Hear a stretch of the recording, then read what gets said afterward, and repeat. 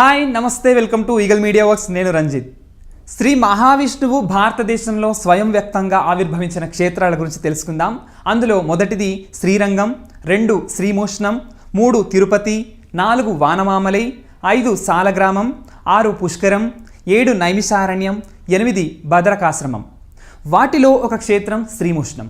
తమిళనాడులోని కడలూరు జిల్లాలో వృద్ధాచలానికి 19 కిలోమీటర్ల దూరంలోనూ, చిదంబరం నుండి 39 కిలోమీటర్ల దూరంలోనూ ఉన్నది.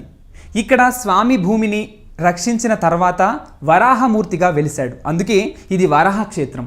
ఈ క్షేత్రంలో శ్రీ మహావిష్ణువు 3 రూపాల్లో ఉన్నాడని భక్తుల నమ్మకం. అవి అశ్వత్థ వృక్షం, నిత్య పుష్కరిణి, భూవరాహం. నిత్య పుష్కరిణిలో స్నానం చేస్తే రోగాలు పోతాయి.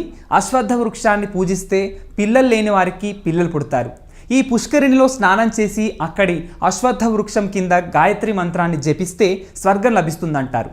ఆలయ నిర్మాణం సమున్నతమైన గోపురంతో, విశాలమైన ఆవరణలో మండపాలతో అలరారే ఈ అత్యంత పురాతనమైన ఆలయం ప్రకృతి ఆటుపోట్లని ఎన్నింటినో తట్టుకుంది.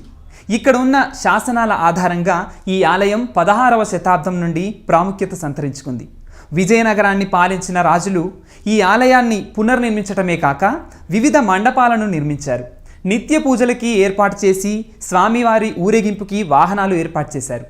స్థల పురాణం హిరణ్యకశ్యపుడి సోదరుడైన హిరణ్యాక్షుడు విశ్వమంతా తమ ఆధిపత్యమే సాగాలని భూదేవిని ఎత్తుకుపోయి సముద్రంలో ఉంచుతాడు.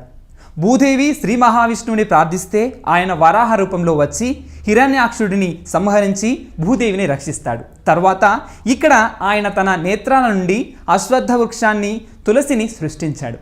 యుద్ధంలో చిందిన ఆయన స్వేదంతో నిత్య పుష్కరిణి ఏర్పడింది. భూదేవిని రక్షించిన తర్వాత స్వామి సాలగ్రామ శిలలో స్వయంభూగా ఇక్కడ వెలిశాడు. అమ్మవారు అంబుజవల్లి తాయారు. ఇప్పుడు ఆలయ విశేషాల గురించి తెలుసుకుందాం. స్వామి విగ్రహం చిన్నదే. ఇక్కడ స్వామి పడమర ముఖంగా వెలిశాడు. శరీరం అంతా పడమర ముఖంగా ఉన్న ముఖం మాత్రం దక్షిణ వైపు చూస్తుంటుంది. హిరణ్యాక్షుడు తన ఆఖరి సమయంలో స్వామిని తన వైపు చూడమని ప్రార్థించాడు. అందుకే స్వామి అతనున్న దక్షిణ వైపు చూస్తుంటాడు. స్వామి చేతులు నడుం మీద పెట్టుకుని ఉంటాడు. స్వామి వరాహ రూపం అమ్మవారికి నచ్చక స్వామిని తన అందమైన రూపంలో కనిపించమని ప్రార్థిస్తుంది. అమ్మవారి కోరికపై స్వామి యజ్లనారాయణ స్వామిగా అందమైన రూపంలో శంఖు చక్రాలతో వెలిగాడు. అందుకే ఇక్కడ ఉత్సవ విగ్రహం వరాహ రూపంలో ఉండదు. ఉత్సవ విగ్రహాలు గర్భగుడిలో మూల విరాట్ దగ్గర ఉండవు, ముందు మండపంలో ఉంటాయి. స్వామి దగ్గర చిన్న కృష్ణుడి విగ్రహం ఉంటుంది. ఇది కూడా స్వామితో పాటు స్వయంభువు. స్వామికి సాలగ్రామాల మూల అలంకరించబడి ఉంటుంది. స్వామికి 7 అక్క చెల్లెళ్ళు ఉన్నారని చెప్తారు. వీరి విగ్రహాలు ఆలయంలో వేరే మండపంలో చూడవచ్చు.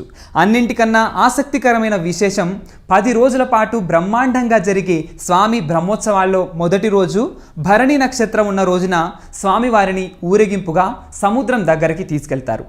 సముద్రం చేరుకునే లోపల తాయ్కాల్ అనే గ్రామంలో ఒక మసీద్ దగ్గర ఊరేగింపు ఆగుతుంది. అక్కడ స్వామికి పూజలు జరుగుతాయి. కాజీ స్వామికి పూలదండ సమర్పిస్తారు.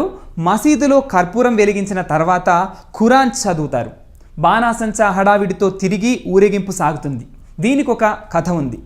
ఒకసారి ఇక్కడ నవాబు గారికి జబ్బు చేసి ఎంత వైద్యం చేసినా తగ్గలేదు. ఒకసారి స్వామి భక్తుడైన ఒక మధ్య బ్రాహ్మణుడు నవాబుని కలవటానికి ఆయన నివాసానికి వెళ్ళారు. ఆయన నవాబు గారి స్థితి చూసి తనతో గుడి నుండి ప్రసాదంగా తెచ్చుకుంటున్న తీర్థం ఇచ్చాడు. నవాబు అయిష్టంగానే తీసుకున్న ఆయనకి జబ్బు వెంటనే తగ్గిపోయింది. అందుకు కృతజ్ఞతగా నవాబు ఆలయానికి అనేక ఎకరాల సారవంతమైన భూమి ఇచ్చారు. ఆ ఆస్తి ఇప్పటికీ మధ్య బ్రాహ్మణుల రక్షణలో ఉన్నదంటారు. ఉత్సవాలు ఏప్రిల్, మే నెలల్లో వచ్చే చిత్రై ఉత్సవాలలో శ్రీదేవి భూదేవి సమేతంగా స్వామిని ఆలయం చుట్టూ ఉన్న 4 మాడ వీధులలో ఊరేగిస్తారు. తర్వాత నిత్య పుష్కరిణిలో కన్నుల పండుగగా జరిగే తెప్పోత్సవంతో ఇది ముగుస్తుంది. బ్రహ్మోత్సవాల్లో జరిగే ఊరేగింపు చూడటానికి చుట్టుపక్కల ఊళ్ళ నుండి కూడా భక్తులు తరలివస్తారు. ఫిబ్రవరి, మార్చిలలో వచ్చే ఈ ఉత్సవాలలో దేవేరులతో సహా స్వామి చుట్టుపక్కల గ్రామాలకి ఊరేగింపులుగా వెళ్ళి భక్తులకి దర్శనమిస్తాడు. అమ్మవారు అంబుజవల్లికి నవరాత్రులలో విశేష ఉత్సవాలు జరుగుతాయి. తమిళ నెలలైన ఆడి, తాయిలలో ఆఖరి శుక్రవారం నాడు అమ్మవారిని సువాసన భరితమైన పుష్పాలతో అలంకరించి పల్లకిలో ఊరేగిస్తారు. ఇప్పుడు పూజా విశేషాల గురించి తెలుసుకుందాం. ఈ స్వామిని పూజించడం వల్ల జీవితంలో సకల సంపదలు లభిస్తాయంటారు. గ్రహ దోషాలున్నవారు ఈ ఆలయంలో స్వామిని సేవిస్తే ఆ దోషాలు తొలగిపోతాయంటారు. కొత్త వాహనాలు కొన్న వెంటనే ముందు ఈ స్వామి దగ్గర పూజ చేయిస్తారు. అలాగే యాక్సిడెంట్ అయిన వాహనాలు కూడా బాగు చేయించాక వాడక ముందు ఇక్కడికి తీసుకొచ్చి పూజ చేయిస్తారు. దర్శన సమయాలు ఇలా ఉంటాయి. ఉదయం 6 గంటల నుండి మధ్యాహ్నం 12 గంటల దాకా, తిరిగి సాయంత్రం 4 గంటల నుండి రాత్రి 8 గంటల దాకా వసతి. ఆలయం పక్కనే గెస్ట్ హౌస్ ఉంది. మార్గం: చెన్నై నుండి వృద్ధాచలం నుండి బస్సులున్నాయి. రైల్లో వచ్చేవారు వృద్ధాచలంలో దిగి అక్కడి నుండి బస్సులో రావచ్చు. సో ఈ వీడియో కనుక మీకు నచ్చినట్లయితే లైక్ చేయండి, కామెంట్ చేయండి, షేర్ చేయండి. మరిన్ని వివరాలకి సబ్స్క్రైబ్ చేయండి. Thanks for watching eagle media works.